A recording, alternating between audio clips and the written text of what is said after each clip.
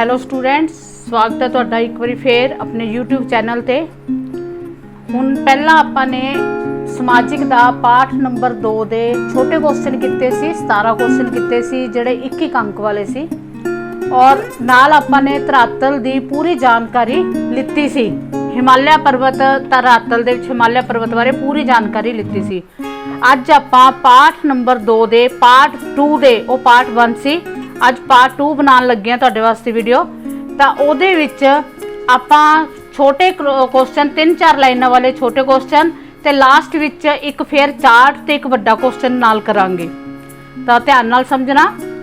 इहदे विच है प्रश्न 1 कि हिमालय पर्वत दे दक्षिण दी पठार, हिमालय पर्वत दे दक्षिण दी पठार विच कुछ समानतावां मिलदियां हन। ਆਪਾਂ ਨੂੰ ਇਹ ਦੱਸਣਾ ਵੀ ਕੀ ਇਹਨਾਂ ਦੇ ਵਿੱਚ ਸਮਾਨਤਾਵਾਂ ਮਿਲਦੀਆਂ ਹਨ ਕਿ ਨਹੀਂ ਮਿਲਦੀਆਂ ਹਨ। ਤੁਹਾਨੂੰ ਮੈਂ ਦੱਸ ਦਵਾਂ ਕਿ ਜਿਹੜਾ ਹਿਮਾਲਿਆ ਪਰਬਤ ਹੈ ਉਹਦਾ ਜਿਹੜਾ ਨਿਰਮਾਣ ਹੈ ਉਹ ਦੱਖਣ ਦੀ ਪਠਾਰ ਤੋਂ ਹੀ ਹੋਇਆ ਹੈ। ਜਿਹੜਾ ਹਿਮਾਲਿਆ ਪਰਬਤ ਦਾ ਨਿਰਮਾਣ, ਹਿਮਾਲਿਆ ਪਰਬਤ ਜਿਹੜਾ ਬਣਿਆ ਹੈ ਉਹ ਦੱਖਣ ਦੀ ਪਠਾਰ ਤੋਂ ਹੀ ਬਣਿਆ ਹੈ।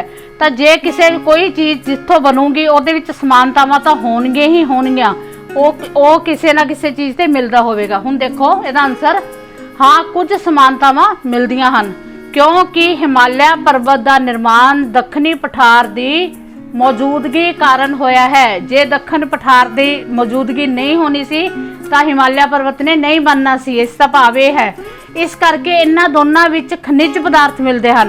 हिमालय पर्वत च भी खनिज पदार्थ मिलते हैं, दक्षिण की पठार च भी खनिज पदार्थ मिलते हैं, और दोनों विच भौतिक जंगलों की समानता है। दोनों विच भौतिक जंगल है जिथों की लकड़ी मिलती है, पूरे देश नूं जिहड़ी सप्लाई हुंदी है वो लकड़ इन्हां हिमालय पर्वत ते दक्षिणी पठार तो मिलती है। जे ये ना होण तां लकड़ की कमी हो जाएगी। ठीक है, तो ये तुहानूं क्वेश्चन एक जिहड़ा मैं आंसर लिखिया है ये कोई गाइड वांगू नहीं लिखिया, ये तुहानूं मैं बना के आंसर दे रही है कि तुसीं इसे तरह ही इसनूं नोट करना है। सैकंड क्वेश्चन है कि हिमालय पर्वत अजे सचमुच जवान हालत विच है। कि हिमालय पर्वत अजे सचमुच जवान हालत विच है। तुसी जवान की हुंदा है जिहड़ा अगे तो अगे वध रहा, मतलब ठीक है जवानी की हालत जिन्होंने आपां कह दईए। तो यह आंसर है बिल्कुल सही। ये मैं तुहानूं जो पहला चार्ट समझाया जिहड़ा धरातल वाला ਉਹਦੇ ਵਿੱਚ भी पहले पार्ट ਦੇ ਵਿੱਚ ਦੱਸਿਆ है। बाकी तुसी इहनूं दुबारा चार्ट नूं फिर दोबारा वो वीडियो रिप्ले करके देख लिया जे, बिल्कुल सही। क्योंकि ਇਹਦਾ जन्म टैथिस समुंदर विच बिछाए गए निखेप ਜਿਹੜੀ मिट्टी आंदी है ਉਹਦੇ द्वारा बनया है। कित्थे बनया है? टैथिस समुंदर विचों बिछाए गए ਜਿਹੜਾ निखेप सी ਉਹਦੇ द्वारा बनया है। दोने पासे भूखंडां दे एक दूजे वाल खिसकन कारण ਜਿਹੜੇ मिट्टी ਜਦੋਂ आई तो ਉਹ बन गए एक दूजे तो खिसके तो ਉਹਦੇ ਵਿੱਚ ਕੀ मोड़ पै गए। ठीक है, इस करके हिमालय पर्वत की उचाई वध गई। ਉਹਦੀ उचाई कादे करके वध गई? ਜਿਹੜੀ ਉਹ मिट्टी के पर्वत मतलब ਜਿਹੜੀ समुंदर ਦੇ ਵਿੱਚੋਂ ਜਦੋਂ ਉਹ ਆਉਂਦੇ ਸੀ, ਜਲ ਕਣ ਵਗੈਰਾ ਆਉਂਦੇ ਸੀ, ਮਿੱਟੀ ਆਉਂਦੀ ਸੀ, ਉਹਦੇ ਨਾਲ ਵੱਡੇ ਵੱਡੇ ਪਹਾੜ ਬਣ ਗਏ ਤਾਂ ਉਹਨਾਂ ਦੀ ਉਚਾਈ ਵਧ ਗਈ। ਤੇ ਤੁਹਾਡੇ ਲਈ ਇੱਕ ਹੋਰ ਗੱਲ ਦੱਸਾਂ, ਵੈਸੇ ਮੈਂ ਤੁਹਾਨੂੰ ਉਸ ਚਾਰਟ ਦੇ ਵਿੱਚ ਵੀ ਦੱਸਿਆ ਹੈ, ਅੱਜ ਵੀ ਇਹ ਪਰਬਤ ਉੱਠ ਰਹੇ ਹਨ, ਹਜੇ ਬੰਦ ਨਹੀਂ ਹੋਏ, ਹਜੇ ਵੀ ਇਹ ਪਰਬਤ ਅੱਗੇ ਤੋਂ ਅੱਗੇ ਉੱਚੇ ਹੋ ਰਹੇ ਹੈ। ਠੀਕ ਹੈ, ऐसे करके इन्हां नूं की कहंदे जवान हालत, मतलब जिहड़ा अगे तो अगे चलदा रहे। तो एक होर है कि इस पर्वत का निर्माण सारे पर्वत जिन्ने भी पर्वत होया उन्हां दे मुकाबले काफ़ी समय बाद होया है। जिवें अपने घर दे विच बजुर्ग है, जिहड़ा पहला होया उहनूं असीं दादा जी कहने आ, फिर पिता जी हो गए, फिर तुसीं बच्चे हो गए। तां ये तां बच्चों वांगू, मतलब ये जिहड़ा पहाड़ है वड्डा जरूर है बट इहदा जन्म इन्हां तो बाद होया है। समझ आ गई बेटा? नैक्सट क्वेश्चन है प्रश्न नंबर 3, महान हिमालय की धरातली विशेषतावां ते चानना पाओ। ये भी मैं तुहानूं चार्ट दे विच दस्सिया होया है कि ये पच्छम विच सिंध नदी की घाटी तो लैके, इहदी पच्छम विच सिंध नदी की घाटी तो लैके उत्तर पूरब विच दिहांग घाटी तक फैलिया होया। इहदा ये फैलाव है ਉਹਦੇ ਵਿੱਚ मैं तैनूं थोड़ा ब्रीफ से चंगी तरह दस डिटेल से दस्सिया होया है। तो इहदी की विशेषतावां है कि यह देश की सब तो लंबी ते उच्ची श्रेणी है। जिहड़ा हिमालय है यह देश की सब तो लंबी ते उच्ची श्रेणी है। इस दी चोटियां विच सब तो उच्ची, इसकी चोटियां जिहड़ियां हैगियां वो सब तो उच्चियां हैं। इहदे विच किहड़ी चोटी है हिमालय की? Mount Everest. तुहानूं उहदे भी दस्सिया सी ਜਿਹਦੀ ਉਚਾਈ ਹੈ 8848। ਤਾਂ ਇਹ ਹਮੇਸ਼ਾ ਬਰਫ਼ ਨਾਲ ਢਕੀਆਂ ਰਹਿੰਦੀਆਂ। ਤੁਹਾਨੂੰ ਮੈਂ ਦੱਸਿਆ ਸੀ ਇਹ ਵੀ ਕਿ ਜਦੋਂ ਬਰਫ਼ ਨਾਲ ਢਕੀਆਂ ਰਹਿੰਦੀਆਂ ਤਾਂ ਉਹ ਪਾਣੀ ਉਹਦਾ ਬਣ ਕੇ ਇੱਕ ਪਰਬਤੀ ਮਾਰਗ ਬਣਦੇ, ਅਨੇਕ ਦर्रे ਨਿਕਲਦੇ ਇਹਦੇ ਚੋਂ, ਦਰਿਆ ਨਿਕਲਦੇ ਆ ਤੇ ਇਹ ਜੋ ਪਰਬਤੀ ਮਾਰਗ ਬਣਾਉਂਦੇ ਹਨ। ਇਹਦੀ ਵਿਸ਼ੇਸ਼ਤਾ ਹੈ, ਠੀਕ ਹੈ। ਸ਼ੌਰ ਦੇ ਵਿੱਚ ਇਸ ਦੀ ਚੋਟੀਆਂ ਸਭ ਤੋਂ ਉੱਚੀਆਂ ਹਨ। ਇਹ ਸਭ ਤੋਂ ਲੰਮੀ ਸ਼੍ਰੇਣੀ ਹੈ। ਇਹਦੀ ਉਚਾਈ 8800 ਹੈ ਤੇ ਇਹ ਹਮੇਸ਼ਾ ਬਰਫ਼ ਨਾਲ ਢਕੀਆਂ ਰਹਿੰਦੀਆਂ ਹਨ ਤੇ ਇਸ ਵਿੱਚ ਅਨੇਕ ਦर्रे ਹਨ ਜੋ ਪਰਬਤੀ ਮਾਰਗ ਬਣਾਉਂਦੇ ਹਨ। ਪ੍ਰਸ਼ਨ ਨੰਬਰ 4 ਹੈ, ਉੱਤਰੀ ਵਿਸ਼ਾਲ ਮੈਦਾਨਾਂ ਵਿੱਚ ਕਿਹੜੇ ਜਲੋਢੀ ਮੈਦਾਨ ਦਾ ਨਿਰਮਾਣ ਹੋਇਆ ਹੈ? ਜਲੋਢੀ ਕਿਹੜੇ ਹੈ? ਇਹ ਤੁਹਾਨੂੰ ਨਾਮ ਹੀ ਯਾਦ ਕਰਨੇ ਪੈਣਗੇ। ਇਹਦੇ ਕੁਝ ਦੱਸਣ ਦੇ, ਖਾਦਰ ਦੇ ਮੈਦਾਨ, ਬਾਂਗਰ ਦੇ ਮੈਦਾਨ, ਭਾਂਬਰ ਦੇ ਮੈਦਾਨ, ਤਰਾਈ ਦੇ ਮੈਦਾਨ ਤੇ ਬੰਜਰ ਦੇ ਮੈਦਾਨ। ਨੈਕਸਟ ਹੈਗਾ ਪ੍ਰਸ਼ਨ ਨੰਬਰ 5, ਥਾਰ ਮਾਰੂਥਲ ਤੇ ਇੱਕ ਭੂਗੋਲਿਕ ਨੋਟ ਦੱਸੋ। ਥਾਰ ਮਾਰੂਥਲ, ਇਹਦੇ ਵਿੱਚ ਪਹਿਲਾਂ ਮੈਂ ਤੁਹਾਨੂੰ ਦੱਸਦੀ ਹਾਂ ਕਿ ਇਹਦਾ ਜੋ ਸੁਣਨ ਦੇ ਵਿੱਚ ਜੋ ਆਪਾਂ ਨੇ ਪੁਰਾਤਨ ਹਿਸਟਰੀ ਹੈ ਕਿ ਇਹਦਾ ਜਨਮ ਸਮੁੰਦਰ ਦੇ ਹੇਠਾਂ ਦੱਬਿਆ ਹੋਇਆ ਸੀ। ਇਹ ਜਿਹੜਾ ਥਾਰ ਮਾਰੂਥਲ ਹੈ, ਉਸ ਟਾਈਮ ਤੇ ਕਿਹਾ ਜਾਂਦਾ ਹੈ ਕਿ ਇੱਥੇ ਬਹੁਤ ਵਧੀਆ ਫਸਲ ਉਗਦੀ ਸੀ, ਬਹੁਤ ਉਪਜਾਊ ਸੀ। ਪਰੰਤੂ ਹੁਣ ਇਹ ਖੁਸ਼ਕ ਖੇਤਰ ਹੈ। ਇਹ ਹੁਣ ਮੈਂ ਤੁਹਾਨੂੰ ਇਹਦੇ ਡਿਟੇਲ 'ਚ ਦੱਸੀ ਹੈ ਕਿ ਥਾਰ ਮਾਰੂਥਲ ਪੰਜਾਬ ਦੇ ਹਰਿਆਣਾ ਦੇ ਦੱਖਣੀ ਭਾਗਾਂ ਤੋਂ ਲੈ ਕੇ, ਇਹ ਤੁਹਾਨੂੰ ਯਾਦ ਕਰਨਾ ਪਏਗਾ ਬੇਟੇ, ਪੰਜਾਬ ਤੇ ਹਰਿਆਣਾ ਦੇ ਦੱਖਣੀ ਭਾਗਾਂ ਤੋਂ ਲੈ ਕੇ ਗੁਜਰਾਤ ਦੇ ਰਨ ਆਫ ਕੱਛ ਤੱਕ ਫੈਲਿਆ ਹੋਇਆ। ਦੇਖੋ ਇਹਦਾ ਫੈਲਾਵ ਕਿੰਨਾ ਹੈ। ਪੰਜਾਬ ਤੇ ਹਰਿਆਣਾ ਦੇ ਦੱਖਣੀ ਭਾਗਾਂ ਤੋਂ ਲੈ ਕੇ ਗੁਜਰਾਤ ਦੇ ਰਨ ਆਫ ਕੱਛ ਤੱਕ ਫੈਲਿਆ ਹੋਇਆ ਹੈ। ਇਹ ਪੱਧਰਾ ਤੇ ਖੁਸ਼ਕ ਹੈ। ਇਹ ਖੁਸ਼ਕ ਹੈ। ਅਰਾਵਲੀ ਪਰਬਤਮਾਲਾ ਇਸ ਦੀ ਪੂਰਬੀ ਹੱਦ ਬਣਾਉਂਦੀ ਹੈ। ਪੂਰਬ ਵਿੱਚ ਕੀ ਹੈ? ਅਰਾਵਲੀ ਪਰਬਤ। ਤਾਂ ਉਹ ਕੀ ਹੈ? ਉਹਨੇ ਇੱਕ ਹੱਦ ਬਣਾਤੀ ਇਹਦੀ। ਤਾਂ ਪੱਛਮ ਵਿੱਚ ਅੰਤਰਰਾਸ਼ਟਰੀ ਹੱਦ ਹੈ। ਇਹ ਲਗਭਗ ਇਹਦੀ ਲੰਬਾਈ ਕਿੰਨੀ ਹੈ? 640 ਕਿਲੋਮੀਟਰ ਲੰਬਾ ਹੈ ਤੇ 300 ਕਿਲੋਮੀਟਰ ਚੌੜਾ ਹੈ। ਬਹੁਤ ਪੁਰਾਤਨ ਸਮੇਂ ਵਿੱਚ, ਜਿਵੇਂ ਤੁਹਾਨੂੰ ਹੁਣੇ ਦੱਸਿਆ ਕਿ ਇਹ ਸਮੁੰਦਰ ਹੇਠਾਂ ਦੱਬਿਆ ਹੋਇਆ ਸੀ, ਉਦੋਂ ਕਿਹਾ ਜਾਂਦਾ ਹੈ ਕਿ ਉਪਜਾਊ ਸੀ। ਪਰ ਅੱਜ ਕੱਲ੍ਹ ਕੀ ਹੈ? ਵਰਖਾ ਘੱਟ ਹੋਣ ਕਾਰਨ ਇਹ ਖੁਸ਼ਕ ਖੇਤਰ ਹੈ ਤੇ ਵੱਡੇ ਟਿੱਲਿਆਂ ਵਿੱਚ ਇਹ ਤਬਦੀਲ ਹੋ ਗਿਆ ਹੈ। ਇਹ ਥਾਰ ਮਾਰੂਥਲ ਦੀ ਜਾਣਕਾਰੀ ਹੈ। ਹੁਣ ਆਪਾਂ ਕਰਾਂਗੇ ਨੈਕਸਟ ਪ੍ਰਸ਼ਨ ਨੰਬਰ 6, ਤਟਵਰਤੀ ਮੈਦਾਨਾਂ ਦੀ ਸਮੁੱਚੇ ਦੇਸ਼ ਨੂੰ ਕੀ ਦੇਣ ਹੈ? ਜਿਹੜੇ ਤਟਵਰਤੀ ਮੈਦਾਨ ਹੈ ਉਹ ਆਪਣੇ ਦੇਸ਼ ਲਈ ਕੀ ਉਹਦਾ ਯੋਗਦਾਨ ਹੈ, ਠੀਕ ਹੈ। ਜਿਹੜੇ ਤੱਟੀ ਮੈਦਾਨ ਹੈ ਉੱਥੇ ਵਧੀਆ ਕਿਸਮ ਦੇ ਕੀ ਹੁੰਦੇ? ਚੌਲ, ਖਜੂਰ, ਨਾਰੀਅਲ, ਮਸਾਲੇ, ਲੌਂਗ, ਅਦਰਕ, ਇਲਾਇਚੀ ਲਈ ਪ੍ਰਸਿੱਧ ਹੈ। ਤੱਟੀ ਮੈਦਾਨਾਂ ਦੇ ਵਿੱਚ ਇਹ ਸਭ ਤੋਂ ਜ਼ਿਆਦਾ ਹੁੰਦਾ ਹੈ, ਠੀਕ ਹੈ। ਖਜੂਰ, ਨਾਰੀਅਲ, ਮਸਾਲੇ, ਲੌਂਗ, ਅਦਰਕ ਤੇ ਇਲਾਇਚੀ।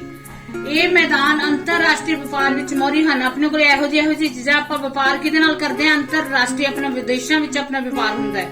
ਤਾਂ ਦੇਸ਼ ਵਿੱਚ ਵਰਤਿਆ ਜਾਣ ਵਾਲਾ ਨਮਕ ਵੀ ਜਿਹੜਾ ਹੈਗਾ ਉਹ ਪੱਛਮੀ ਤੱਟਾਂ ਵਿੱਚ ਤਿਆਰ ਕੀਤਾ ਜਾਂਦਾ ਹੈ। ਜਿਹੜਾ ਆਪਾਂ ਨਮਕ ਯੂਜ਼ ਕਰਦੇ ਹਾਂ ਉਹ ਵੀ ਇਹਨਾਂ ਮੈਦਾਨਾਂ ਵਿੱਚ ਹੀ ਹੁੰਦਾ ਹੈ। ਤਾਂ ਇਹਨਾਂ ਮੈਦਾਨਾਂ ਤੋਂ ਹੀ ਪੂਰੇ ਦੇਸ਼ ਵਿੱਚ ਵਧੀਆ ਕਿਸਮ ਦੀ ਮੱਛੀਆਂ ਭੇਜੀਆਂ ਜਾਂਦੀਆਂ ਹਨ। ਇਹਨਾਂ ਮੈਦਾਨਾਂ ਦਾ, ਤਟਵਰਤੀ ਮੈਦਾਨਾਂ ਦਾ ਆਪਣੇ ਦੇਸ਼ ਦੇ ਵਿੱਚ ਇੰਨਾ ਜਿਹੜਾ ਅਨਮੋਲ ਦਾਨ ਹੈ, ਆਪਣੇ ਅਨਮੋਲ ਜਿਹੜਾ ਹੈਗਾ ਕੀ ਕਹੀਏ ਭੰਡਾਰ। ਤਾਂ ਇਹ ਤਟਵਰਤੀ ਮੈਦਾਨ ਆਪਾਂ ਨੂੰ ਬਹੁਤ ਕੁਝ ਦਿੰਦੇ ਹਨ, ਆਪਣੀਆਂ ਬਹੁਤ ਜ਼ਰੂਰਤਾਂ ਪੂਰੀਆਂ ਕਰਦੇ ਹਨ। ਜਿਹਦੇ ਵਿੱਚੋਂ ਫਿਰ ਦੁਬਾਰਾ ਦੱਸਦਾ, ਜਿਵੇਂ ਚੌਲ, ਖਜੂਰ, ਨਾਰੀਅਲ, ਮਸਾਲੇ, ਲੌਂਗ, ਅਦਰਕ, ਇਲਾਇਚੀ, ਹੋਰ ਨਮਕ ਤੇ ਮੱਛੀਆਂ। ਤੇ ਇਹਦੇ ਅੰਤਰਰਾਸ਼ਟਰੀ ਵਪਾਰ ਨਾਲ ਆਪਣੇ ਦੇਸ਼ ਨੂੰ ਇਨਕਮ ਵੀ ਹੁੰਦੀ ਹੈ, ਠੀਕ ਹੈ। ਅੱਗੇ ਆ ਗਿਆ, ਹਿਮਾਲਿਆ ਖੇਤਰਾਂ ਦਾ ਸਮੁੱਚੇ ਦੇਸ਼ ਦੇ ਵਿਕਾਸ ਵਿੱਚ ਕੀ ਯੋਗਦਾਨ ਹੈ? ਇਹ ਮੈਂ ਤੁਹਾਨੂੰ ਵੈਸੇ ਪਹਿਲਾਂ ਵੀ ਦੱਸਿਆ, 2-3 ਵਾਰੀ ਹੋ ਗਿਆ ਆਪਣਾ ਰਿਪੀਟ। ਫਿਰ ਵੀ ਕੁਐਸਚਨ ਆਇਆ ਤਾਂ ਉਹਦਾ ਆਨਸਰ ਮੈਂ ਤੁਹਾਨੂੰ ਕਰਵਾਉਣਾ ਹੈ। ਇਹਦਾ ਯੋਗਦਾਨ ਕੀ ਹੈ? ਨੰਬਰ 1, ਵਰਖਾ। ਹਿੰਦ ਮਹਾਸਾਗਰ ਤੋਂ ਉੱਠਣ ਵਾਲੀਆਂ ਮੌਨਸੂਨ ਪੌਣਾ। ਆਪਾਂ ਨੇ ਪਹਿਲੇ ਵੀ ਜਿਹੜੇ ਆਪਾਂ ਨੇ ਬਣਾਇਆ ਪਹਿਲਾ ਯੂਨਿਟ, ਉਹਦੇ ਵਿੱਚ ਵੀ ਆਪਾਂ ਨੇ ਇਹ ਬਣਾਇਆ, ਜਦੋਂ ਮੌਨਸੂਨ ਪੌਣਾ ਹਿੰਦ ਮਹਾਸਾਗਰ ਤੋਂ ਉੱਠਦੀਆਂ ਹਨ ਤਾਂ ਹਿਮਾਲਿਆ ਪਰਬਤ ਦੀ ਉਚਾਈ ਬਹੁਤ ਜ਼ਿਆਦਾ ਹੈ, ਜਿਹਦੇ ਨਾਲ ਇਹ ਮੌਨਸੂਨ ਪੌਣਾ ਆਪਸ ਵਿੱਚ ਟਕਰਾ ਜਾਂਦੀਆਂ ਹਨ। ਤਾਂ ਉੱਥੇ ਕੀ ਕਰਦੀਆਂ ਹਨ? ਖੂਬ ਵਰਖਾ ਕਰਦੀਆਂ ਹਨ, ਜਿਹਦੇ ਨਾਲ ਕੀ ਹੁੰਦਾ ਹੈ? ਆਪਣਾ ਜਿਹੜੀ ਜਿੰਨੀ ਵੀ ਇਧਰਲੀ ਭੂਮੀ ਹੈ ਉਹ ਸਾਰੀ ਉਪਜਾਊ ਹੈ। ਦੂਜਾ ਹੈ ਲਾਭਦਾਇਕ ਦਰਿਆ ਕੀ ਹੈ? ਉੱਤਰੀ ਭਾਰਤ ਵਿੱਚ ਵਹਿਣ ਵਾਲੇ ਗੰਗਾ, ਸਤਲੁਜ, ਜਮਨਾ, ਬ੍ਰਹਮਪੁੱਤਰ, ਇਹ ਸਾਰੇ ਜਿਹੜੇ ਦਰਿਆ ਕਿੱਥੋਂ ਨਿਕਲਦੇ ਆ? ਹਿਮਾਲਿਆ ਤੋਂ ਨਿਕਲਦੇ ਹਨ। ਤੁਹਾਨੂੰ ਮੈਂ ਦੱਸਿਆ ਸੀ ਨਾ, ਇਹ ਨਦੀਆਂ ਸਾਰਾ ਸਾਲ ਵਗਦੀਆਂ ਰਹਿੰਦੀਆਂ। ਜਦੋਂ ਖੁਸ਼ਕ ਮੌਸਮ ਹੁੰਦਾ ਹੈ ਤਾਂ ਜਿਹੜਾ ਹਿਮਾਲਿਆ ਨੂੰ ਹਿਮ ਦਾ ਸਾਗਰ ਹਿਮਾਲਿਆ, ਤਾਂ ਇਹਦੇ ਹਿਮ ਮਤਲਬ ਕੀ ਹੁੰਦਾ? ਬਰਫ਼ ਦਾ ਘਰ ਕਿਹਾ ਜਾਂਦਾ ਇਹਨੂੰ। ਤਾਂ ਹਿਮਾਲਿਆ ਦੇ ਉੱਤੇ ਬਰਫ਼ ਜੰਮੀ ਹੁੰਦੀ ਹੈ, ਇਸ ਲਈ ਇਹਨੂੰ ਬਰਫ਼ ਦਾ ਘਰ ਕਿਹਾ ਜਾਂਦਾ। ਤਾਂ ਖੁਸ਼ਕ ਰੁੱਤ ਵਿੱਚ ਜਿਹੜੀ ਹਿਮਾਲਿਆ ਦੀ ਬਰਫ਼ ਹੁੰਦੀ ਹੈ ਉਹ ਪਿੰਗਲ ਕੇ ਇਹਨਾਂ ਨਦੀਆਂ ਦੇ ਵਿੱਚ ਪਾਣੀ ਦਿੰਦੀ ਹੈ ਤੇ ਇਹ ਨਦੀਆਂ ਸਾਰਾ ਸਾਲ ਵਗਦੀਆਂ ਰਹਿੰਦੀਆਂ ਹਨ। ਤੀਜਾ ਹੈਗਾ ਫਲ ਅਤੇ ਚਾਹ। ਹਿਮਾਲਿਆ ਦੀ ਢਲਾਨ ਤੇ ਚਾਹ ਦੀ ਖੇਤੀ ਹੁੰਦੀ ਹੈ। ਇਹ ਵੀ ਮੈਂ ਪਹਿਲਾਂ ਤੁਹਾਨੂੰ ਦੱਸਿਆ ਹੋਇਆ ਹੈ ਕਿ ਇਹਦੀ ਢਲਾਨ ਤੇ ਚਾਹ ਦੀ ਖੇਤੀ ਹੁੰਦੀ ਹੈ ਤੇ ਪਰਬਤੀ ਢਲਾਨਾਂ ਤੇ ਫਲ ਵੀ ਉਗਾਏ ਜਾਂਦੇ ਹਨ, ਜਿਹਦੇ ਵਿੱਚ ਫਲ ਅਤੇ ਚਾਹ ਲਈ ਵੀ ਇਹ ਹਿਮਾਲਿਆ ਆਪਣਾ ਬਹੁਤ ਵੱਡਾ ਯੋਗਦਾਨ ਪਾਉਂਦਾ ਹੈ। ਚੌਥਾ ਹੈ ਲਾਭਕਾਰੀ ਲੱਕੜੀ। ਹਿਮਾਲਿਆ ਪਰਬਤ ਉੱਤੇ ਸੰਘਣੇ ਜੰਗਲ ਮਿਲਦੇ ਹਨ। ਆਪਾਂ ਨੇ ਇਸ ਤੋਂ ਪਹਿਲਾਂ ਵੀ ਚੌਥੇ ਪੰਜਵੇਂ ਕੁਐਸਚਨ 'ਚ ਕੀਤਾ ਸੀ ਕਿ ਜੰਗਲ ਸੰਘਣੇ ਜੰਗਲ ਮਿਲਦੇ ਹਨ। ਇਹ ਵਨ ਸਾਡਾ ਅਨਮੁੱਲਾ ਧਨ ਹੈ, ਠੀਕ ਹੈ। ਇਹਨਾਂ ਤੋਂ ਸਾਨੂੰ ਲੱਕੜੀ ਮਿਲਦੀ ਹੈ, ਜਿਹਦੇ ਤੇ ਭਾਰਤ ਦੇ ਅਨੇਕਾਂ ਉਦਯੋਗ ਲੱਕੜੀ ਤੇ ਨਿਰਭਰ ਹੈ। ਜਿਹੜੇ ਭਵਨ ਨਿਰਮਾਣ ਦੇ ਵਿੱਚ, ਘਰਾਂ ਦੇ ਵਿੱਚ ਨਿਰਮਾਣ ਲਈ ਕੰਮ ਲੱਕੜੀ ਦਾ ਹੁੰਦਾ, ਉਹ ਵੀ ਆਪਾਂ ਨੂੰ ਹਿਮਾਲਿਆ ਤੋਂ ਹੀ ਮਿਲਦੀ ਹੈ। ਜੇ ਇਹਦੀ ਲੱਕੜੀ ਨਾ ਮਿਲੇ ਤਾਂ ਆਪਣਾ ਇਹਦੇ ਬਿਨਾਂ ਆਪਾਂ ਅਧੂਰੇ ਹਾਂ। ਹਰੀਆਂ ਭਰੀਆਂ ਚਰਾਂਦਾ ਤੇ ਖਣਿਜ ਪਦਾਰਥ। ਹਰੀਆਂ ਭਰੀਆਂ ਚਰਾਂਦਾ ਕਹਿੰਦੇ ਲਈ ਪਸ਼ੂਆਂ ਲਈ, ਪਸ਼ੂਆਂ ਦੇ ਚਾਰੇ ਲਈ ਇੱਥੇ ਬਹੁਤ ਚਰਾਂਦਾ ਹਨ ਤੇ ਅਨੇਕ ਤਰ੍ਹਾਂ ਦੇ ਖਣਿਜ ਪਦਾਰਥ ਮਿਲਦੇ ਹਨ। ਤਾਂ ਹਿਮਾਲਿਆ ਪਰਬਤ ਦਾ ਸਾਡੇ ਜੀਵਨ ਦੇ ਵਿੱਚ ਬਹੁਤ ਵੱਡੀ, ਸਾਡੇ ਦੇਸ਼ ਨੂੰ ਬਹੁਤ ਵੱਡੀ ਦੇਣ ਹੈ। ਹੁਣ ਇਸ ਤੋਂ ਅੱਗੇ ਬੇਟੇ ਆਪਣਾ ਇੱਕ ਅੰਤਰ ਆਇਆ, ਉਹ ਕੁਐਸਚਨ ਮੈਂ ਤੁਹਾਨੂੰ ਕਰਵਾਉਣੀ ਹੈ। ਉਸ ਤੋਂ ਬਾਅਦ ਇਹ ਸਿਰਫ ਮੈਂ ਤੁਹਾਨੂੰ ਕਿੰਨੇ 8 ਕੁਐਸਚਨ ਕਰਵਾਉਂਗੀ, 7 ਹੋ ਚੁੱਕੇ, ਇੱਕ ਕੁਐਸਚਨ ਹੋਰ ਕਰਵਾਉਂਗੀ, ਹੈ 10 ਕੁਐਸਚਨ ਇੰਪੋਰਟੈਂਟ 8 ਕਰਵਾ ਕੇ ਉਸ ਤੋਂ ਬਾਅਦ ਆਪਾਂ ਵੱਡਾ ਕੁਐਸਚਨ ਚਾਰਟ ਸਮੇਤ ਕਰਾਂਗੇ। ਪ੍ਰਸ਼ਨ ਨੰਬਰ 8 ਹੈ, ਅੰਤਰ ਸਪਸ਼ਟ ਕਰੋ। ਪਹਿਲਾ ਹੈਗਾ ਤਰਾਈ ਅਤੇ ਭਾਬਰ ਦੇ ਮੈਦਾਨ ਹੈ ਤੇ ਦੂਜਾ ਹੈਗਾ ਬਾਂਗਰ ਤੇ ਖਾਡਰ ਦੇ ਮੈਦਾਨ। ਤਾਂ ਆਪਾਂ ਨੇ ਇਹਨਾਂ ਦੋਨਾਂ ਦੇ ਵਿੱਚ ਅੰਤਰ ਦੱਸਣਾ ਕੀ ਹੈ। ਤਾਂ ਮੈਂ ਪਹਿਲਾਂ ਤੁਹਾਨੂੰ ਵੈਸੇ ਤਰਾਈ ਲਿਖਾਣਾ ਸੀ, ਬਟ ਮੈਂ ਤੁਹਾਨੂੰ ਭਾਬਰ ਲਿਖਾ ਰਹੀ ਹਾਂ ਕਿਉਂਕਿ ਜਿਹੜਾ ਤਰਾਈ ਦਾ ਮੈਦਾਨ ਉਹ ਇਹਦੇ ਨਾਲ ਹੀ ਰਿਲੇਟਡ ਹੈ, ਠੀਕ ਹੈ। ਤਾਂ ਜਿਹੜਾ ਭਾਬਰ ਦਾ ਮੈਦਾਨ ਆ ਉਹ ਕੀ ਹੈ, ਜਦੋਂ ਉੱਤਰੀ ਭਾਰਤ ਦੇ ਦਰਿਆ ਸ਼ਿਵਾਲਿਕ ਪਹਾੜੀ ਖੇਤਰਾਂ ਨੂੰ ਛੱਡ ਕੇ, ਮਤਲਬ ਸ਼ਿਵਾਲਿਕ ਪਹਾੜੀ ਖੇਤਰਾਂ ਨੂੰ ਛੱਡ ਕੇ ਇੱਕਦਮ ਪੱਧਰੇ ਇਲਾਕੇ ਵਿੱਚ ਪ੍ਰਵੇਸ਼ ਕਰਦੇ ਹਨ। ਪੱਧਰੇ ਇਲਾਕੇ ਜਦੋਂ ਜਾਂਦੇ ਆ ਤਾਂ ਆਪਣੇ ਨਾਲ ਲਿਆਂਦੀ ਰੇਤ, ਕੰਕਰ, ਬਜਰੀ, ਪੱਥਰ ਤੇ ਗੀਟੇ ਆਦਿ ਦੇ ਜੰਮਣ ਨਾਲ ਜੋ ਮੈਦਾਨ ਬਣਦੇ ਆ ਉਹ ਭਾਬਰ ਦੇ ਮੈਦਾਨ ਕਹਾਉਂਦੇ ਆ। ਮਤਲਬ ਜਦੋਂ ਪਾਣੀ ਆਂਦਾ ਹੈ, ਨਦੀਆਂ ਪਾਣੀ ਲੈ ਕੇ ਆਉਂਦੀਆਂ ਤਾਂ ਉਹਦੇ ਨਾਲ ਕੀ ਆਂਦਾ, ਪਾਣੀ ਦੇ ਤੇਜ਼ ਵਹਾਅ ਨਾਲ ਰੇਤ, ਕੰਕਰ, ਬਜਰੀ, ਪੱਥਰ ਤੇ ਗੀਟੇ ਆਦਿ ਆ ਜਾਂਦੇ ਆ। ਤਾਂ ਪਾਣੀ ਟੱਪ ਜਾਂਦਾ, ਉਹ ਜਿਹੜਾ ਬਣ ਜਾਂਦਾ, ਮਤਲਬ ਉਹਦੇ ਨਾਲ ਜੋ ਸਥਾਨ ਬਣ ਜਾਂਦਾ ਉਹ ਕਾਦ ਕੀ ਕਹਾਉਂਦੇ ਆ, ਭਾਬਰ ਦੇ ਮੈਦਾਨ। ਇਹੋ ਜਿਹੇ ਮੈਦਾਨ ਵਿੱਚ ਛੋਟੀਆਂ ਨਦੀਆਂ ਦਾ ਪਾਣੀ ਅਕਸਰ ਧਰਾਤਲ ਦੇ ਬਜਾਏ, ਮਤਲਬ ਧਰਤੀ ਦੇ ਉੱਪਰਲੇ ਪਾਸੇ ਦੀ ਬਜਾਏ ਜ਼ਮੀਨ ਦੇ ਹੇਠਾਂ ਵਹਿੰਦਾ ਰਹਿੰਦਾ। ਤੁਸੀਂ ਨੋਟ ਵੀ ਕੀਤਾ ਹੋਣਾ, ਪੱਥਰਾਂ ਦੇ ਥੱਲੋਂ ਦੀ ਪਾਣੀ ਜਾਂਦਾ ਹੁੰਦਾ। ਤਾਂ ਇਹ ਜਿਹੜੇ ਮੈਦਾਨ ਹੈ ਇਹ ਭਾਬਰ ਦੇ ਮੈਦਾਨ ਹੈ, ਠੀਕ ਹੈ। ਜਿਹੜਾ ਅਗਲਾ ਹੈ ਉਹ ਹੈ ਤਰਾਈ ਦੇ ਮੈਦਾਨ। ਤਰਾਈ ਦੇ ਮੈਦਾਨ ਮੈਂ ਇਸ ਮੈਦਾਨ ਤੋਂ ਬਾਅਦ ਕਿਉਂ ਕਰਵਾ ਰਹੀ ਹਾਂ, ਉਹਦਾ ਰੀਜ਼ਨ ਇਹ ਹੈ ਕਿ ਜਿਹੜੇ ਆ ਭਾਬਰ ਦੇ ਮੈਦਾਨ ਦੱਸੇ ਹੈ ਵੀ ਜਿਹੜੇ ਧਰਾਤਲ ਦੀ ਬਜਾਏ ਜ਼ਮੀਨ ਦੇ ਹੇਠਾਂ ਵਹਿੰਦੇ ਆ, ਤਾਂ ਜਦੋਂ ਭਾਬਰ ਖੇਤਰ ਵਿਚਲੀਆਂ ਲੋਪ ਹੋਈਆਂ ਨਦੀਆਂ ਦਾ ਪਾਣੀ ਦੁਬਾਰਾ ਧਰਾਤਲ ਤੇ ਆ ਜਾਂਦਾ, ਜਿਹੜਾ ਧਰਾਤਲ ਤੇ ਨਹੀਂ ਆਉਂਦਾ ਨਾ, ਇੱਥੇ ਜਿਹੜਾ ਪਾਣੀ ਉਹ ਧਰਾਤਲ ਤੇ ਆ ਜਾਂਦਾ ਤਾਂ ਪਾਣੀ ਇਕੱਠਾ ਹੋ ਕੇ ਇੱਕ ਦਲਦਲ ਬਣ ਜਾਂਦੀ ਹੈ। ਦਲਦਲ ਖੇਤਰ ਵਿੱਚ ਤਬਦੀਲ ਹੋ ਜਾਂਦਾ, ਜਿੱਥੇ ਨਮੀ ਬਹੁਤ ਜ਼ਿਆਦਾ ਹੋ ਜਾਂਦੀ ਹੈ ਤੇ ਨਮੀ ਕਾਰਨ ਉੱਥੇ ਸੰਘਣੇ ਵਣ ਪਾਏ ਜਾਂਦੇ। ਤਾਂ ਉਹ ਕਿਹੜੇ ਮੈਦਾਨ ਹੁੰਦੇ, ਤਰਾਈ ਦੇ ਮੈਦਾਨ। ਤਰਾਈ ਦਾ ਪੰਜਾਬੀ 'ਚ ਵੈਸੇ ਯਾਦ ਕਰ ਲਓ ਤੁਸੀਂ, ਤਰਾਈ ਮੈਨੇ ਹੁੰਦਾ ਕਿਸੇ ਚੀਜ਼ ਨੂੰ ਗਿੱਲਾ ਕਰੀ ਜਾਣਾ। ਆਪਣੇ ਵੀ ਘਰ ਬਣਦੇ ਤਾਂ ਆਪਾਂ ਮਕਾਨ ਨੂੰ ਕੋਈ ਉਸਾਰੀ ਲਾਣੇ ਤਾਂ ਤਰਾਈ ਕਹਿੰਦੇ ਤਰਾਈ ਕਰੋ ਕਿਉਂਕਿ ਗਿੱਲੀ ਹੋਊਗੀ। ਤਾਂ ਤਰਾਈ ਮਤਲਬ ਨਮੀ, ਨਮੀ ਨਾਲ ਤਰਾਈ ਦਾ ਸੰਬੰਧ ਜੁੜ ਜਾਊਗਾ, ਠੀਕ ਹੈ। ਅਗਲਾ ਹੈਗਾ ਬਾਂਗਰ ਤੇ ਖਾਡਰ ਦੇ ਮੈਦਾਨ। ਇਹਦੇ ਵਿੱਚ ਵੀ ਮੈਂ ਪਹਿਲਾਂ ਇਹ ਮੈਦਾਨ ਲਵਾਂਗੀ ਫਿਰ ਇਹ ਮੈਦਾਨ ਲਵਾਂਗੀ। ਖਾਡਰ ਦੇ ਮੈਦਾਨ ਕੀ ਹੈ, ਉੱਤਰ ਪ੍ਰਦੇਸ਼, ਬਿਹਾਰ, ਪੱਛਮੀ ਬੰਗਾਲ ਵਿੱਚ ਬਹਿਣ ਵਾਲੀਆਂ ਜਿੰਨੀਆਂ ਨਦੀਆਂ ਉਹਨਾਂ ਵਿੱਚ ਹਰ ਸਾਲ ਹੜ੍ਹ ਆ ਜਾਂਦਾ ਹੈ ਕਿਉਂਕਿ ਇਹ ਨੀਵੀਆਂ ਨਦੀਆਂ ਜਿਸ ਕਾਰਨ ਉਹ ਆਪਣੇ ਆਸ-ਪਾਸ ਦੇ ਖੇਤਰਾਂ ਵਿੱਚ ਮਿੱਟੀ ਦੀ ਤਹਿ ਵਿਛਾ ਦਿੰਦੀਆਂ। ਜਦੋਂ ਹੜ੍ਹ ਆਉਂਦਾ ਤਾਂ ਉਹਦੇ ਨਾਲ ਮਿੱਟੀ ਨੇ ਆਣਾ ਹੀ ਆਣਾ। ਤਾਂ ਕਹਿਣ ਦਾ ਮਤਲਬ ਜੇ ਤੁਸੀਂ ਇੰਨਾ ਕੁ ਵੀ ਲਿਖ ਦੋਗੇ ਵੀ ਹੜ੍ਹ ਨਾਲ ਪ੍ਰਭਾਵਿਤ ਖੇਤਰ ਜਿਹੜੇ ਹੁੰਦੇ ਹਨ ਉਹਨਾਂ ਨੂੰ ਖਾਡਰ ਦੇ ਮੈਦਾਨ ਕਿਹਾ ਜਾਂਦਾ ਹੈ, ਤਾਂ ਇਹ ਵੀ ਗਲਤ ਨਹੀਂ ਹੋਵੇਗਾ, ਠੀਕ ਹੈ। ਜਿਹੜਾ ਹੜ੍ਹ ਨਾਲ ਪ੍ਰਭਾਵਿਤ ਹੋ ਜੇ ਖੇਤਰ, ਜਿਵੇਂ ਉੱਤਰ ਪ੍ਰਦੇਸ਼ 'ਚ ਬਹੁਤ ਆਉਂਦਾ, ਬਿਹਾਰ, ਪੱਛਮੀ ਬੰਗਾਲ, ਠੀਕ ਹੈ। ਤਾਂ ਇਹ ਕਿਹੜੇ ਮੈਦਾਨ ਹੈ, ਖਾਡਰ ਦੇ ਮੈਦਾਨ। ਅਗਲਾ ਹੈਗਾ ਬਾਂਗਰ ਦੇ ਮੈਦਾਨ। ਬਾਂਗਰ ਕੇ ਇਹ ਉੱਚੀ ਹੁੰਦੀ ਹੈ ਭੂਮੀ, ਤਾਂ ਇਹਨਾਂ ਨੂੰ ਹੜ੍ਹ ਪ੍ਰਭਾਵਿਤ ਨਹੀਂ ਕਰਦਾ। ਇਹਨੂੰ ਕਰਦਾ ਸੀ ਖਾਡਰ ਨੂੰ, ਇਹਨੂੰ ਨਹੀਂ ਕਰਦਾ। ਤਾਂ ਇਹ ਉਹ ਖਾਡਰ ਦੇ ਮੈਦਾਨ ਹੁੰਦੇ ਹਨ। ਇਹਨਾਂ ਨੂੰ ਕੱਲਰ ਭੂਮੀ ਵੀ ਕਹਿੰਦੇ ਆ, ਰੇਤ ਤੇ ਕੱਲਰ ਭੂਮੀ ਵੀ ਆਖਦੇ ਹਨ, ਠੀਕ ਹੈ। ਹੁਣ ਆਪਾਂ ਇਹ ਆਪਣੇ 8 ਕੁਐਸਚਨ ਸੀਗੇ, ਇਹ 8 ਵੈਸੇ 10 ਕੁਐਸਚਨ ਹੈ ਬਟ ਮੈਂ ਤੁਹਾਨੂੰ 8 ਕੁਐਸਚਨ ਕਰਾਏ ਹੈ, ਇਹ ਕੰਪਲੀਟ ਹੋ ਗਏ। ਹੁਣ ਆਪਾਂ ਇੱਕ ਲੈਂਥੀ ਕੁਐਸਚਨ ਕਰਾਂਗੇ, ਇੱਕ ਜਾਂ ਦੋ ਦੇਖਦੇ ਆਂ ਵੀ ਕਿਸ ਹਿਸਾਬ ਨਾਲ ਆਪਾਂ ਦੇਖਦੇ ਆਂ ਕਿੰਨੇ ਕੁ ਤਿਆਰ ਕਰਨੇ ਆ। ਤਾਂ ਉਹ ਹੁਣ ਆਪਣੀ ਨੈਕਸਟ ਇਹਦੇ ਵਿੱਚ ਮੈਂ ਤੁਹਾਨੂੰ ਸਟਾਰਟ ਕਰਦੀ ਹਾਂ। ਨੈਕਸਟ ਕੁਐਸਚਨ, ਪ੍ਰਸ਼ਨ ਨੰਬਰ 1 ਇਹ ਹੈ ਕਿ ਬੇਟੇ ਲੈਂਥੀ ਕੁਐਸਚਨ, ਭਾਰਤ ਦੇ ਧਰਾਤਲ ਦੀ ਵੰਡ ਕਰੋ ਅਤੇ ਕਿਸੇ ਇੱਕ ਭਾਗ ਦੀ ਵਿਆਖਿਆ ਕਰੋ। ਆਪਣਾ ਭਾਰਤ ਦਾ ਧਰਾਤਲ ਦੀ ਵੰਡ ਕਰਨੀ ਹੈ ਤਾਂ ਉਹਦੇ ਵਿੱਚ ਆਪਾਂ ਹਿਮਾਲਿਆ ਪਰਬਤ ਦੀ ਹੋ ਗਿਆ ਧਰਾਤਲ ਦਾ, ਠੀਕ ਹੈ। ਆਪਾਂ ਪਹਿਲਾਂ ਵੀ ਕਰ ਚੁੱਕੇ ਆ। ਇਹਦੇ ਵਿੱਚ 5 ਹਿਮਾਲਿਆ ਪਰਬਤ ਦੇ 5 ਖੇਤਰ ਹੈ, 5 ਤਰ੍ਹਾਂ ਦੇ ਹੈਗੇ। ਪਹਿਲਾ ਹੋ ਗਿਆ ਹਿਮਾਲਿਆ ਪਰਬਤੀ ਖੇਤਰ, ਦੂਜਾ ਹੋ ਗਿਆ ਉੱਤਰੀ ਵਿਸ਼ਾਲ ਮੈਦਾਨ, ਤੀਜਾ ਹੋ ਗਿਆ ਪ੍ਰਾਇਦੀਪੀ ਪਠਾਰ ਦਾ ਖੇਤਰ, ਚੌਥਾ ਹੋ ਗਿਆ ਤੱਟ ਦੇ ਮੈਦਾਨ ਤੇ ਪੰਜਵਾਂ ਹੋ ਗਿਆ ਭਾਰਤੀ ਦੀਪ। ਤੁਸੀਂ ਇਹਨਾਂ ਪੰਜਾਂ ਵਿੱਚੋਂ ਕੋਈ ਇੱਕ ਦੀ ਵਿਆਖਿਆ ਕਰਨੀ ਹੈ ਤੇ ਚਾਹੇ ਤਾਂ ਤੁਸੀਂ ਇਹਦੀ ਹਿਮਾਲਿਆ ਪਰਬਤੀ ਖੇਤਰ ਦੀ ਕਰ ਦੋ ਜਾਂ ਉੱਤਰੀ ਵਿਸ਼ਾਲ ਮੈਦਾਨ ਦੀ ਕਰ ਦੋ ਜਾਂ ਪ੍ਰਾਇਦੀਪੀ ਪਠਾਰ ਦਾ ਖੇਤਰ ਕਰ ਦੋ ਜਾਂ ਤੱਟ ਦੇ ਮੈਦਾਨ ਜਾਂ ਭਾਰਤੀ ਦੀਪ। ਤੇ ਮੈਂ ਇਹਦੇ ਵਿੱਚ ਕਰਨ ਲੱਗੀ ਹਿਮਾਲਿਆ ਪਰਬਤੀ ਖੇਤਰ ਦੇ ਭਾਗ ਦੀ ਵਿਆਖਿਆ। ਠੀਕ ਹੈ, ਇਹ ਜਿਹੜੇ ਹੈਗੇ ਪੁਆਇੰਟਸ ਉਵੇਂ ਨੋਟ ਕਰਕੇ। ਹਿਮਾਲਿਆ ਪਰਬਤੀ ਖੇਤਰ ਦੇ ਵਿੱਚ ਵੀ ਅੱਗੇ 5 ਭਾਗਾਂ 'ਚ ਵੰਡਿਆ ਗਿਆ। ਪਹਿਲਾ ਹੈਗਾ ਟ੍ਰਾਂਸ ਹਿਮਾਲਾ, ਦੂਜਾ ਹੈਗਾ ਮਹਾਨ ਹਿਮਾਲਾ, ਤੀਜਾ ਹੈਗਾ ਛੋਟਾ ਹਿਮਾਲਾ, ਚੌਥਾ ਹੈ ਬਾਹਰੀ ਹਿਮਾਲਾ ਤੇ ਪੰਜਵਾਂ ਹੈ ਪਹਾੜੀ ਸ਼ਾਖਾਵਾਂ। ਇਹਨਾਂ ਦੀ ਮੈਂ ਵਿਆਖਿਆ ਨਾਲ ਤੁਹਾਨੂੰ ਸਾਰਾ ਦੱਸਦੀ ਹੈ, ਥੋੜਾ ਥੋੜਾ ਜਿੰਨੇ ਕੇ ਪੁਆਇੰਟਸ ਹੋਏ। ਬਾਕੀ ਜਿਹੜਾ ਹੈਗਾ ਲੈਂਥੀ ਕੁਐਸਚਨ ਹੈ ਉਹ ਤੁਹਾਡੀ ਸਕਰੀਨ ਤੇ ਸ਼ੋ ਹੋਵੇਗਾ, ਉਹ ਤੁਸੀਂ ਉਵੇਂ ਹੀ ਐਜ ਇਟ ਨੋਟ ਕਰਨਾ ਹੈ। ਇਹ ਸਿਰਫ ਤੁਹਾਡੇ ਸਮਝਣ ਲਈ ਹੈ।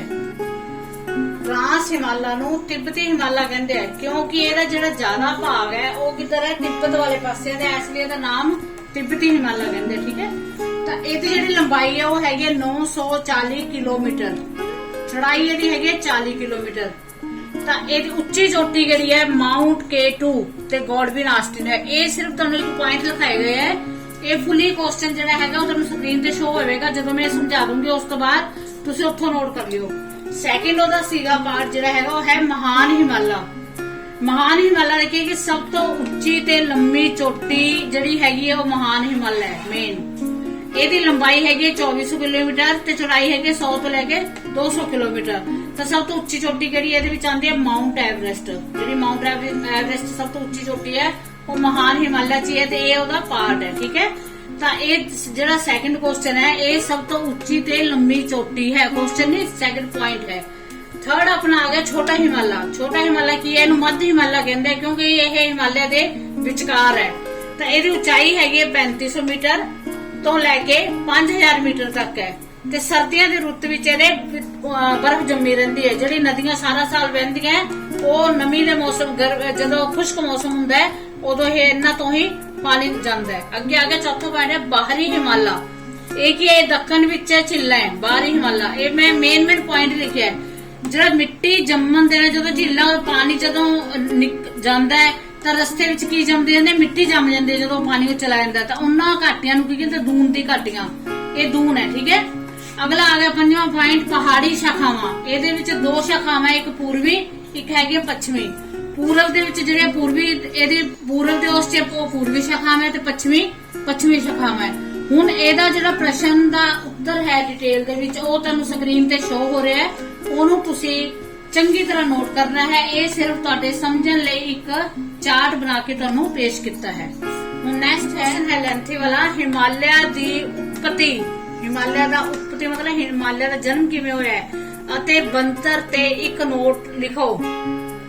ਇਹਦੀ ਬੰਤਰ ਕੀ ਹੈ ਤੇ ਕੀ ਇਹ ਪਰਬਤ ਅਜੇ ਵੀ ਹੋਰ ਉੱਠ ਰਹੇ ਹਨ। 3 ਕੁਐਸਚਨ ਹੋ ਗਏ ਇਹਦੇ ਵਿੱਚ। ਪਹਿਲਾ ਹੋ ਗਿਆ ਹਿਮਾਲਿਆ ਦੀ ਉਤਪਤੀ, ਸੈਕਿੰਡ ਹੋ ਗਿਆ ਦੀ ਬੰਤਰ, ਤੀਜਾ ਕੀ ਇਹ ਪਰਬਤ ਅਜੇ ਵੀ ਹੋਰ ਉੱਠ ਰਹੇ ਹਨ। ਤਾਂ ਜਿਹੜਾ ਇਹਦਾ ਚਾਰਟ ਹੈ ਇਹ ਹੈ ਉਤਪਤੀ ਤੇ ਪਹਿਲਾਂ ਆਪਾਂ ਸ਼ੁਰੂ ਕਰਦੇ ਹਾਂ। ਕਿੱਥੋਂ ਹੋਈ ਉਤਪਤੀ? ਟੈਥੀਜ ਨਾਂ ਦੇ ਸਮੁੰਦਰ ਤੋਂ। ਇਸ ਹਿਮਾਲਿਆ ਦਾ ਜਨਮ ਹੈ ਉਹ ਟੈਥੀਜ ਨਾਂ ਦੇ ਸਮੁੰਦਰ ਤੋਂ ਹੋਇਆ ਹੈ। ਇਹ ਤੁਹਾਨੂੰ ਪਹਿਲਾਂ ਵੀ ਦੱਸ ਦਿੱਤਾ ਗਿਆ ਹੈ। ਤਾਂ ਇਹ ਜਿਹੜਾ ਸਮੁੰਦਰ ਸੀ ਇਹ 2 ਭੂਖੰਡਾਂ ਨਾਲ ਘਿਰਿਆ ਹੋਇਆ ਹੈ। ਠੀਕ ਹੈ, ਘਿਰਿਆ ਹੋਇਆ ਸੀ। ਉਹ ਭੂਖੰਡ ਕਿਹੜੇ ਆ? ਇੱਕ ਹੈਗਾ ਉੱਤਰ ਵਿੱਚ ਤਾਂ ਅੰਗਾਰਾ ਲੈਂਡ ਦੂਜਾ ਹੈ ਦੱਖਣ ਵਿੱਚ ਗੋਡਵਾਨਾ ਲੈਂਡ। ਇਹ 2 ਇਹਦੇ ਭੂਖੰਡ ਹੈ ਜਿਹਦੇ ਨਾਲ ਇਹ ਘਿਰਿਆ ਹੋਇਆ ਸੀ ਸਮੁੰਦਰ। ਲੱਖਾਂ ਸਾਲ ਭੂ-ਛਿਜਨ ਹੁੰਦਾ ਰਿਹਾ। ਭੂ-ਛਿਜਨ ਕੀ ਹੁੰਦਾ ਹੈ ਕਿ ਮਿੱਟੀ, ਕੰਕਰ, ਗਾਰਾ ਸਾਰਾ ਕੁਝ ਕਿਹੜੇ ਸਾਗਰ ਵਿੱਚ ਆ? ਜਿਹੜਾ ਟੈਥੀਜ ਨਾਂ ਦਾ ਸਾਗਰ ਸੀ, ਸਮੁੰਦਰ ਸੀ, ਉਹਦੇ ਵਿੱਚ ਜਮਾ ਹੁੰਦੇ ਰਹੇ। ਜਮਾ ਹੁੰਦੇ ਇਹਦੇ ਵਿੱਚ ਜਮਾ ਹੋ ਗਏ, ਇਹਦੇ ਵਿੱਚ ਜਮਾ ਹੋ ਗਿਆ। ਹੌਲੀ ਹੌਲੀ ਇੱਕ ਦੂਜੇ ਬੰਨੀ ਇਹ ਦੋਨੇ ਇੱਕ ਦੂਜੇ ਬੰਨੀ ਖਿਸਕਣ ਲੱਗ ਗਏ। ਠੀਕ ਹੈ, ਇਹਦੇ ਬੰਨੀ ਖਿਸਕਣ ਲੱਗ ਗਏ, ਇਹਦੇ ਬੰਨੀ ਖਿਸਕਣ ਲੱਗ ਗਿਆ। ਖਿਸਕ ਕੇ ਇਹ ਦੋਨੇ ਕੀ ਹੋ ਗਏ, ਇੱਕ ਦੂਜੇ ਨਾਲ ਜੁੜ ਗਏ। ਤਾਂ ਜਿਹੜਾ ਪਾਣੀ ਸੀ ਉਹ ਪਾਣੀ ਥੱਲੇ ਦੇ ਪਾਣੀ ਦੀ ਸਤ੍ਹਾ ਤੋਂ ਉੱਤੇ ਹੋ ਗਏ ਇਹ ਦੋਨੇ ਜੁੜ ਕੇ। ਤਾਂ ਇਹ ਇੱਕ ਪਹਾੜ ਦਾ ਰੂਪ ਲੈ ਕੇ ਜਿਹਨੂੰ ਹਿਮਾਲਿਆ ਪਰਬਤ ਕਿਹਾ ਜਾਂਦਾ ਹੈ। ਹੁਣ ਇਸ ਤੋਂ ਅੱਗੇ ਆਪਾਂ ਕਰਦੇ ਹਾਂ ਬੰਤਰ। बनावट च आप की करना है कि ਇਹਦੀ ਜਿਹੜੀ ਪਹਿਲਾਂ ਦੱਸਣੀ ਹੈ ਇਹਦੀ बनावट है क्या जी। ਇਹਦੀ बनावट हैगी उत्तल चाप वर्गी। ठीक है, ये मैं पहला भी ਤੁਹਾਨੂੰ ਕਰਵਾ ਚੁੱਕੀ है। ठीक है, ਇਹਨੂੰ ਇਹਨੂੰ ਪਹਿਲੀ ਤਾਂ ਦੇਖੋ ਇਹਨੂੰ 5 ਸ਼੍ਰੇਣੀਆਂ ਵਿੱਚ ਵੰਡਿਆ ਗਿਆ। ਇਹ ਸ਼੍ਰੇਣੀਆਂ ਮੈਂ ਹੁਣ ਤੁਹਾਨੂੰ ਦੁਬਾਰਾ ਨਹੀਂ ਦੱਸਦੀ। ਪਹਿਲਾ ਕੁਐਸਚਨ ਜਿਹੜਾ ਤੁਹਾਨੂੰ ਮੈਂ ਦੱਸਿਆ ਲੈਂਥੀ ਕੁਐਸਚਨ ਦੱਸਿਆ, ਉਹਦੇ ਵਿੱਚ ਮੈਂ 5 ਸ਼੍ਰੇਣੀਆਂ ਦਾ ਨਾਮ ਲਿਖਿਆ ਹੋਇਆ, ਉਹ ਨਾਮ ਇਹਦੇ ਵਿੱਚ ਮੈਂਸ਼ਨ ਕਰਨਾ ਹੈ ਤੁਸੀਂ, ਠੀਕ ਹੈ। ਇਹਦੀ ਬਣਾਵਟ ਤੁਸੀਂ ਲਿਖੋਗੇ ਉੱਤਲ ਚਾਪ ਵਰਗੀ ਹੈ, ਇਹ ਵੀ ਮੈਂ ਤੁਹਾਨੂੰ ਪਹਿਲਾਂ ਕਰਵਾ ਚੁੱਕੀ ਹਾਂ। ਦੂਜਾ ਹੈ ਇਹਦੀ ਜਿਹੜੀ ਮੱਧ ਵਰਗੀ ਭਾਗ ਜਿਹੜਾ ਇਹਦਾ ਹੈ, ਉਹਦਾ ਕਿਹੜੇ ਪਾਸੇ ਉਹਦਾ ਝੁਕਾਅ ਹੈ, ਨੇਪਾਲ ਦੀ ਸਰਹੱਦ ਤੱਕ ਝੁਕਿਆ ਹੋਇਆ ਹੈ, ਠੀਕ ਹੈ। ਇਹਦਾ ਜਿਹੜਾ ਮੱਧ ਵਰਗੀ ਭਾਗ ਹੈ ਉਹ ਨੇਪਾਲ ਦੀ ਸਰਹੱਦ ਤੱਕ ਝੁਕਿਆ ਹੋਇਆ ਹੈ। ਮੇਨ ਪੁਆਇੰਟ ਲਿਖਾ ਰਹੀ ਹਾਂ ਮੈਂ ਤੁਹਾਨੂੰ। ਅੱਗੇ ਆ ਗਏ, ਇਸ ਦੇ ਉੱਤਰ ਪੱਛਮੀ ਕਿਨਾਰੇ ਅਰਬ ਸਾਗਰ 'ਚ ਪਹੁੰਚ ਜਾਂਦੇ ਆ ਤੇ ਉੱਤਰ ਪੂਰਬੀ ਕਿਨਾਰੇ ਬੰਗਾਲ ਦੀ ਖਾੜੀ 'ਚ ਪਹੁੰਚ ਜਾਂਦੇ ਆ, ਠੀਕ ਹੈ। ਉੱਤਰ ਪੱਛਮੀ ਅਰਬ ਸਾਗਰ, ਉੱਤਰ ਪੂਰਬੀ ਬੰਗਾਲ ਦੀ ਖਾੜੀ 'ਚ, ਇਸ ਲਈ ਵਿੱਚ ਇਹਨਾਂ ਨੂੰ ਜੋੜਤਾ, ਠੀਕ ਹੈ। ਆਪਣਾ ਉਸ ਤੋਂ ਬਾਅਦ ਸੀ ਕੀ ਇਹ ਪਰਬਤ ਅੱਜ ਵੀ ਉੱਠ ਰਹੇ ਹਨ, ਇਹਦੀ ਵੀ ਮੈਂ ਡਿਟੇਲ ਕਰਾ ਚੁੱਕੀ ਹਾਂ। ਇਹਦਾ ਆਨਸਰ ਜੇ ਲਾਈਨ ਸਿਰਫ 1 ਜਾਂ 2 ਹੀ ਮੈਂਸ਼ਨ ਕਰਨੇ ਆ। ਹਾਂਜੀ, ਇਹ ਅੱਜ ਵੀ ਉੱਠ ਰਹੇ ਹਨ, ਅੱਜ ਵੀ ਇਹਨਾਂ ਦਾ ਉਵੇਂ ਹੀ ਚੱਲ ਰਿਹਾ ਹੈ ਜਿਵੇਂ, ਕਿਉਂਕਿ ਇਹ ਚੱਲ ਰਿਹਾ ਇਹਨਾਂ ਦਾ ਭੂਖੰਡ ਆਪਸ 'ਚ, ਉਵੇਂ ਮਿੱਟੀ ਆ ਰਹੀ, ਉਵੇਂ ਗਾਰ ਆ ਰਿਹਾ ਹੈ, ਉਵੇਂ ਇਹ ਤੋਂ ਅੱਗੇ ਵਧ ਰਹੇ ਹਨ, ਤਾਂ ਇਹ ਅੱਜ ਵੀ ਉੱਠ ਰਹੇ ਹਨ। ਇਹ ਆਪਣਾ ਸੈਕੰਡ ਕੁਐਸਚਨ ਕੰਪਲੀਟ ਹੋ ਗਿਆ। ਇਹਦਾ ਤੁਹਾਡੀ ਜਿਹੜੀ ਹੈਗੀ ਹੈ ਸਮਝਾਉਣ ਵਾਸਤੇ ਜਿਹੜਾ ਚਾਰਟ ਬਣਾਇਆ ਉਹ ਕੰਪਲੀਟ ਹੋ ਗਿਆ। ਇਹਦਾ ਜਿਹੜਾ ਆਨਸਰ ਹੈ ਉਹ ਤੁਹਾਡੀ ਸਕਰੀਨ ਤੇ ਸ਼ੋ ਹੋ ਰਿਹਾ ਹੈ, ਉਹਨੂੰ ਦੇਖ ਕੇ ਤੁਸੀਂ ਐਜ ਇਟ ਕਾਪੀ ਤੇ ਉਵੇਂ ਹੀ ਲਿਖਣਾ ਹੈ। ਇਸ ਤੋਂ ਬਾਅਦ ਆਪਾਂ ਮੈਪ ਕਰਾਂਗੇ। ਮੈਪ ਦੇ ਵਿੱਚ ਉਹਦੇ ਵਿੱਚ ਡਿਟੇਲ ਮੈਪ ਦੀ, ਜਿੰਨਾ ਵੀ ਪਹਿਲਾ ਲੈਸਨ ਹੈ ਦੂਜਾ ਲੈਸਨ ਹੈ, ਉਹਦੇ ਨਾਲ ਰਿਗਾਰਡਿੰਗ ਜਿਹੜਾ ਮੈਪ ਹੈ ਉਹਦੇ ਬਾਰੇ ਤੁਹਾਨੂੰ ਚੰਗੀ ਤਰ੍ਹਾਂ ਦੱਸਿਆ ਜਾਏਗਾ। ਤੇ ਹੁਣ ਆਪਾਂ ਮਿਲਦੇ ਹਾਂ ਨੈਕਸਟ ਵੀਡੀਓ ਦੇ ਵਿੱਚ ਨਵਾਂ ਟੌਪਿਕ ਲੈ ਕੇ। ਥੈਂਕ ਯੂ ਬੇਟਾ।